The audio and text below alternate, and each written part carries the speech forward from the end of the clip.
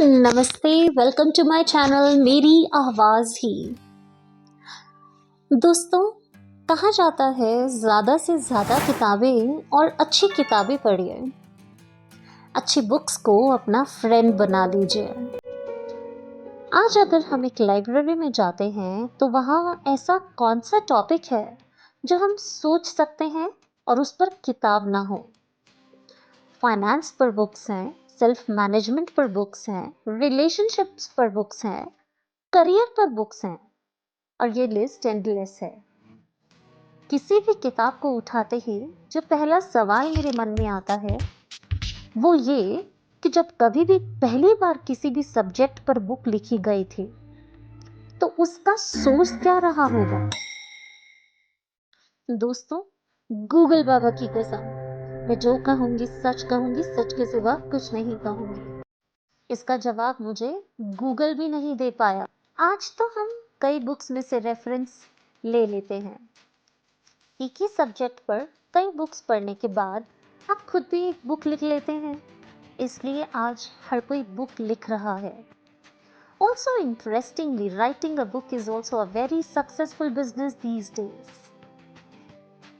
लेकिन आइए अपने मेन कंसर्न पे चलते हैं कि वो पहली किताब को लिखने का सोर्स क्या था और उसे कहाँ स्टडी किया गया था।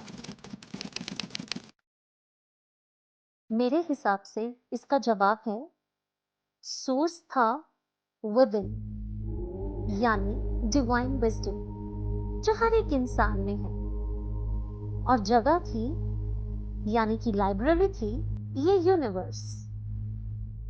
ध्यान से देखने की जरूरत है। इस यूनिवर्स में कोई भी चीज ऐसी नहीं है, चाहे वो विजिबल हो या इनविजिबल, अपने आप में पूरी किताब है जिसे पढ़ने के लिए खास नजर चाहिए, और इसी नजर को अलग अलग नाम से बुलाया गया है। Divine intelligence, divine wisdom, state of genius. जिन लोगों में भी ये टैलेंट था उन्होंने हमें कमाल की सौगात दी। किसी ने ब्लैक होल को समझने में कंट्रीब्यूट किया, किसी ने हमें इलेक्ट्रिसिटी दी, किसी ने टेलीफोन दिया, और क्या क्या है आप भी कमेंट करके बताइएगा। हमें अक्सर कहा जा रहा है कि अपने आसपास प्रॉब्लम को ढूंढिए और फिर उसका सल्यूशन दीजिए टू मेक द डिफरेंस, पर हम चूक जाते हैं। इसका सबसे बड़ा रीजन ये है कि आज हम अपने आप को इंफॉर्मेशन से भरते जा रहे हैं, जिसकी वजह से ये भ्रम होने लगता है कि मुझे पता है। और ये भी ऑब्जर्व किया गया है कि एक्सेसिव इंफॉर्मेशन को लोड करने से लोग घंटों तक अपने पॉइंट को प्रूव करने के लिए बोल सकते हैं, क्योंकि उन्हें लगता है मुझे पता है। पर कड़वा सच ये है कि इस पता होने में उनका आत्मिक ज्ञान नहीं है।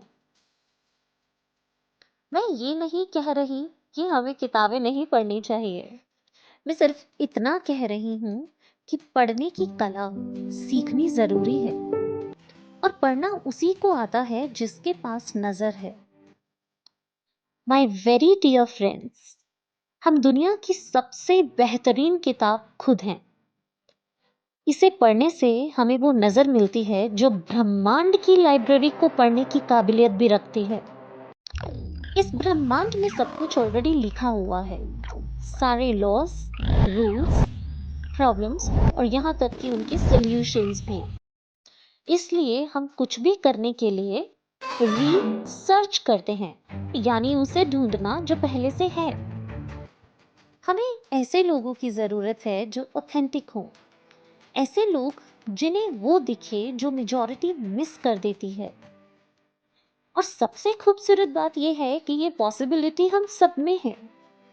इसलिए सब कुछ मन का करते हुए भी ध्यान को जिंदगी का अटूट हिस्सा बना लें, ताकि हाउ टू विन फ्रेंड्स जैसे सब्जेक्ट्स आपकी बेसिक अंडरस्टैंडिंग हो।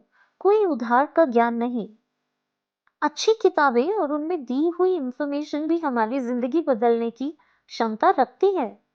बशर्ते हम भी अपनी तैयारी पूरी रखें, मेडिटेशन को अपना बेस बनाकर।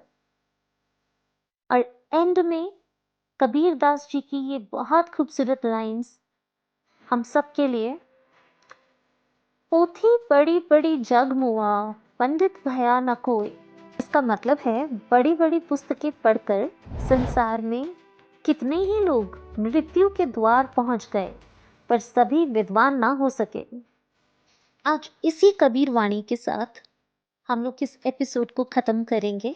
And I really wish all of you the most beautiful life ahead.